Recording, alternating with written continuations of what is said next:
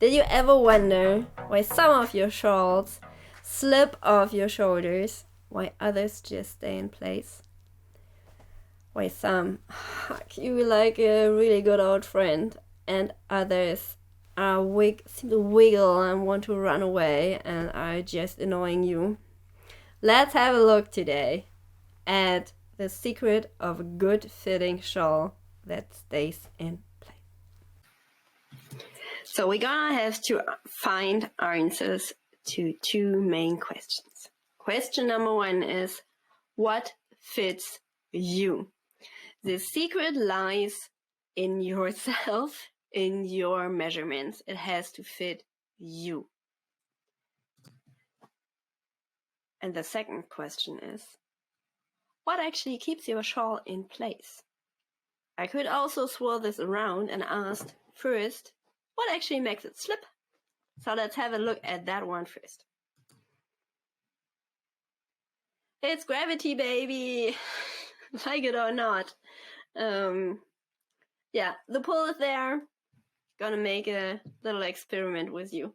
I have a feather and a stone here. And if I let them fall, we both know which one will hit the ground first. So, weight matters.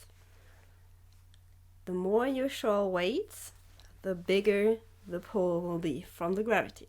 Can't be helped. So that's another thing, right? Have a look at this picture. And the first thing that comes in mind is slippery when wet. You have seen that signage, right?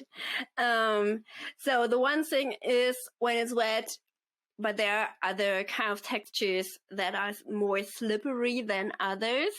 We all know that, right? Some things, some yarns, you say, just seem to slip off your needles while others want to stick there. It's annoying while you knit, but that sticky part isn't so bad when it comes to having shawls that stay in place, right? So that's something to look at. The other thing is balance. I mean, it's not that we lie flat on the floor all the time and the gravity pull is that bad. As long as we can keep our balance, we can stay in movement, we can walk, we can stand, we can sit, whatever it is, it's all a question of balance. So, two things. First is weight. Remember that stone. And the weight gets defined by the size of your shawl and also by your yarn choice. You know, there's fingering, there's worsted, just to give you a little hint. And the other one is balance, as I just said. And balance also lies in your yarn choice. That's the thing with the slippery when wet. But the other part is your shape. So we will talk about the perfect yarn for shawl knitting another time. And now have a look at size and shape. The main thing about balance with shawls is that your wings have to outbalance your body. If your wings are too short, and we all have seen that it looks a bit like this, you know, they are much shorter than your body, this will slip. So let's have a look at really good shawl sizes. What is it that you need to hit? So a good wingspan of your shawl starts at the size of your own arm span. It can be much wider, but it has to be at least your arm span.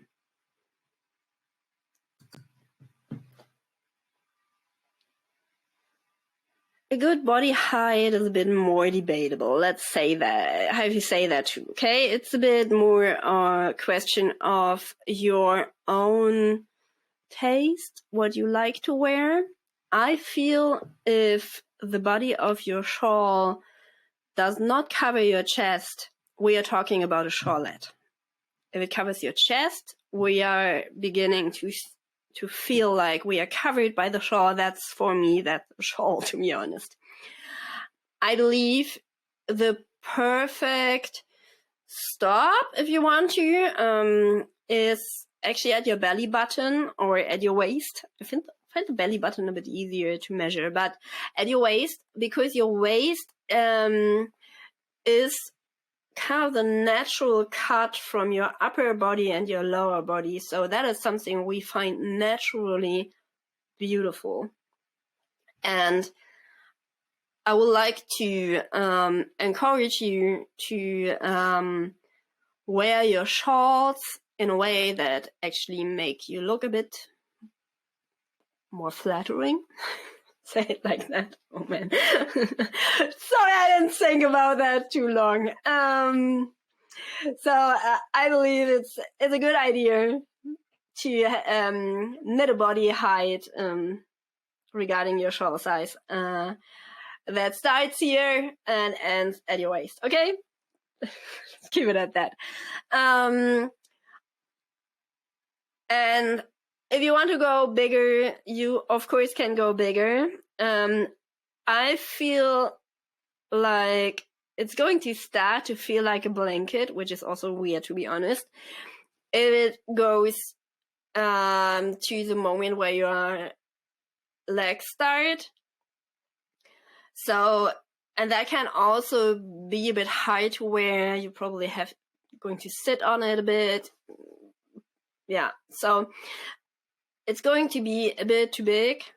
I'm going to say that it's going to be a bit too big if it's that high. And it will definitely pull. I think no wingspan can actually outbalance a body that is that high. Okay.